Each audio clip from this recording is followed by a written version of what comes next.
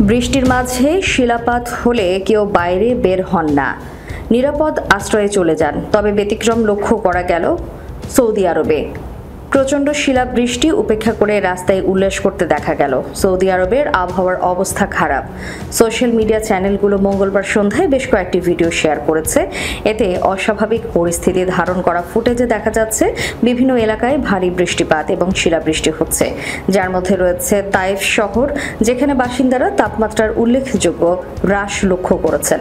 এই চরম আবহাওয়ার ঘটনা গ্রীষ্মের চেয়ে শীতের মতো দৃশ্য তৈরি করেছে। মাটিতে শিলাবৃষ্টি এবং স্থানীয়ভাবে বন্যা দেখা দিয়েছে।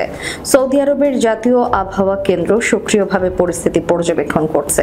এটি বজ্রপাত, প্রবল বাতাস এবং আকস্মিক বন্যার সতর্কতা জারি করেছে, বিশেষ করে দেশের দক্ষিণ পশ্চিমাঞ্চলে। অনলাইনে শেয়ার করা ভিডিওগুলোতে ঝড়ের প্রভাব দেখা যাচ্ছে। বন্যার পানি রাস্তা জুড়ে প্রবাহিত হচ্ছে এবং শিলাবৃষ্টি ভূপ্রকৃতি ঢেকে ফেলেছে।